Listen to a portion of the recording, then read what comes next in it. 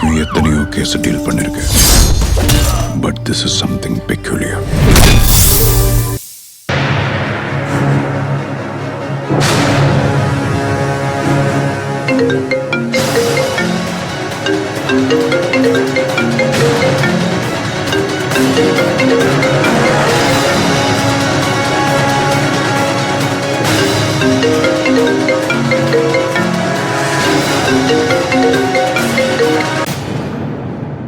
ஏன் நர்மதா ஃபோனை எடுக்க மாட்டேங்கிறா?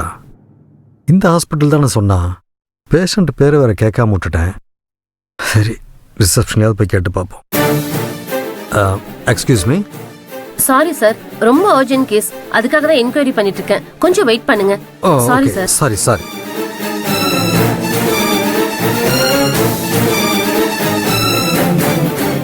சாரிப்பா, நீங்க என்னதான் தேடுறீங்கன்னு தெரிஞ்சும் நான் உங்க முன்னாடி வர முடியாத நிலைமையில இருக்கேன். என்ன மன்னிச்சிருங்கப்பா.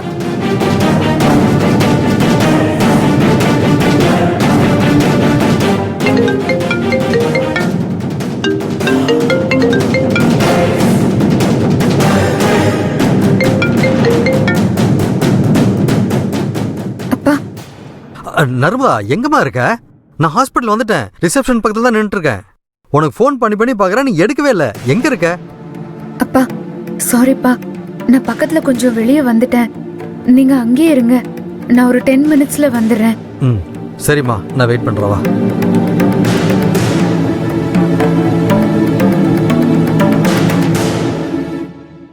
கடவுளே, எந்த பிரச்சனையும் வந்துடக்கூடாது. தாத்தாவை காப்பாத்த அப்பாவை தான் பிளான் பண்றேன். என் ஐடியா சரியா ஒர்க் அவுட் ஆகணும். என்னாச்சுங்க? யாராவது டாக்டர் வரேன்னு சொன்னாங்களா? இல்ல டாக்டர், அன்டைம் ஆயிடுச்சு. இப்ப வரைக்கும் யாரும் ரெஸ்பான்ஸ் பண்ணல. சரி, வேற யாராவது டாக்டருக்கு ட்ரை பண்ணுங்க. டாக்டர். சரி, ரிசப்ஷனுக்கு கால் பண்ணி நம்மளே அப்பாவை பத்தி சொல்லிடலாம்.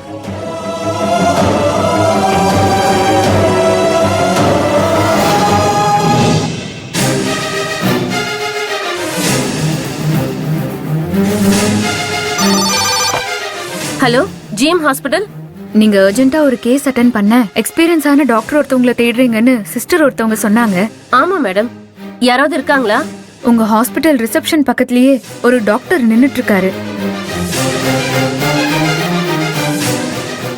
இல்ல மேடம், அப்படி யாரும் காணுமே. இல்ல, அவரு நினைச்சா கண்டிப்பா அந்த பேஷண்ட காப்பாத்த முடியும். அவரு சீஃப் டாக்டர் பொசிஷன்ல தான் இருக்காரு. யார் மேடம்? எங்க இருக்காரு? உங்க லெஃப்ட் சைடுல தான் இருக்காரு. நல்லா பார்த்து சொல்லுங்க.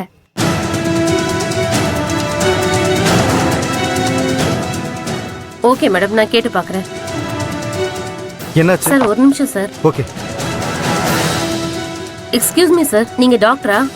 ஆமா. டாக்டர், ஒரு எமர்ஜென்சி கேஸ், நீங்க அட்டென்ட் பண்ண முடியுமா? புரியல. அர்ஜென்ட்டா ஒரு ஆபரேஷன் பண்ணணும் சார். அது விஷயமா உங்ககிட்ட பேசணும். ஃபர்ஸ்ட் ஆஃப் ஆல், நான் டாக்டர்னு உங்களுக்கு எப்படி தெரியும்?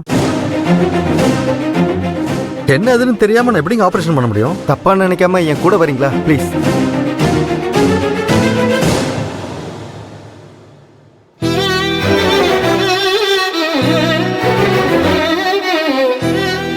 டாக்டர், இங்க ஒரு ஹார்ட் அட்டாக் பேஷண்ட் அட்மிட் ஆயிருக்காரு. அவருக்கு ஆஞ்சியோ பண்ணியிருக்கோம். அவருக்கு ஸ்டண்ட் வைக்கணும். கொஞ்ச நேரத்துக்கு முன்னாடி இங்க நடந்த பிரச்சனையில எங்க சீஃப் டாக்டருக்கு அடிபட்டுருச்சு. அதனால அவர் பேஷண்ட்டை அட்டென்ட் பண்ண முடியல. நாங்கெல்லாம் இப்போ ட்ரைனிங் பீரியட்ல இருக்கோம். எங்களால் ஸ்டண்ட் வைக்க முடியாது. ஒரு சீனியர் டாக்டர் கூட இருந்தா எங்களால் செய்ய முடியும். நீங்க தான் அந்த பேஷண்ட்டை அட்டென்ட் பண்ணி ஸ்டண்ட் வைக்கணும் சார். நான் எம்டி தான், பட் கார்டியாலஜிஸ்ட் கிடையாது. நான் இதை அட்டன் பண்ணால் ரொம்ப ரிஸ்க் ஆகிடும். அண்ட் மோர் ஓவர், நான் அதை செய்யக்கூடாது. இது உங்களுக்கே தெரியல.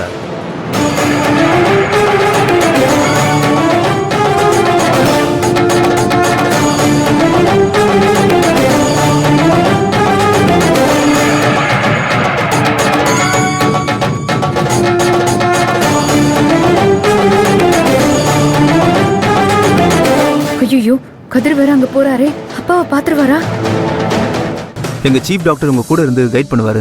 நீங்க சீனியர் டாக்டரா இருக்கிறதால உங்களுக்கு நிறைய எக்ஸ்பீரியன்ஸ் இருக்கும். அவர் சொல்றத நர்வஸ் இல்லாம உங்களால செய்ய முடியும். ப்ளீஸ், முடியாதுன்னு மட்டும் சொல்லிடாதீங்க டாக்டர். Please doctor.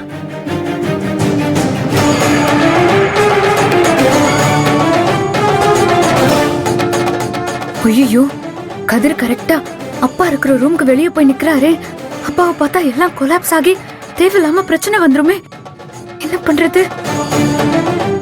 ஹாஸ்பிட்டல் சில ரூல்ஸ் இருக்கு, அது மீறி நான் பண்ணக்கூடாது. உங்களுக்கே தெரியும்ல. ஆஸ் ஏ டாக்டரா உங்களுக்கு புரியும்னு நினைக்கிறேன். என்ன சார்? இல்லங்க, டாக்டர் யாராச்சும் கிடைச்சாங்களா? அதுக்கு தான் உள்ள ஒரு டாக்டர் கிட்ட பேசிட்டு இருக்கோம்.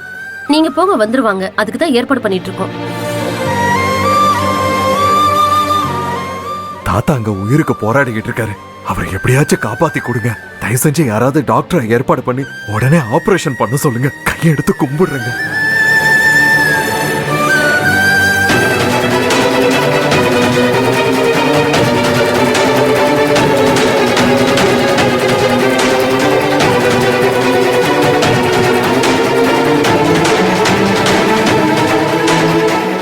நான் வேற யாருக்கிட்டயாவது வந்து பேசணும். அந்த விஷயமா தான் டாக்டர் கிட்ட பேசிட்டு இருக்கோம். நீங்க போங்க, அவங்க வந்துருவாங்க.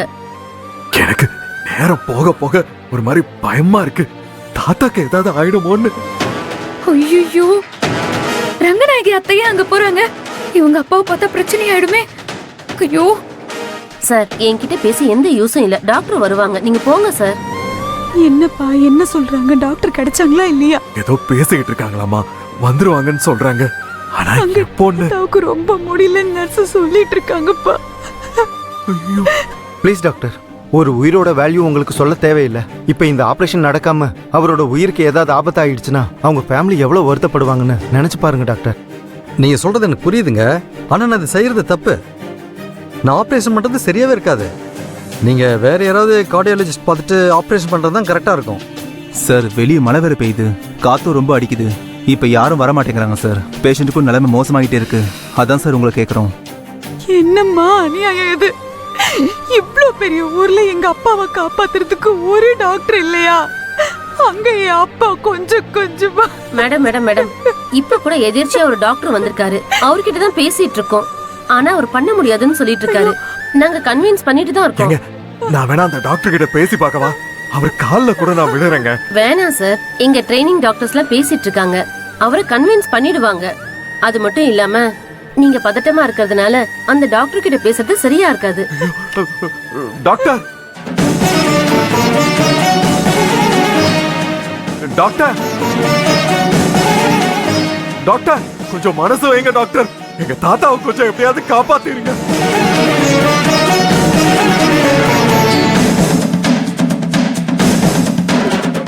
காலையிலே நான் உன்னை பார்த்தேன், ஆனா நீ தப்பிச்சிட்ட. ஆனா இப்போ உன்னை விட மாட்டேன். உன்னை கொன்னுட்டு தான் அந்த இடத்த விட்டு போவேன். என்னைக்கா இருந்தாலும் ஓ சாவு என் கையில தான். யோ, எழுதி வச்சுக்கோ, உன்னை நான் கொல்லாம விட மாட்டேன். கதிர் மாதிரியே இருக்கு. ஐயோ, அப்பாவும் கதிரும் பெங்களூர்ல பாத்திருக்காங்களே. ஒருவேளை இப்ப கண்டுபிடிச்சிட்டாங்கன்னா பெரிய பிரச்சனை ஆயிடுமே.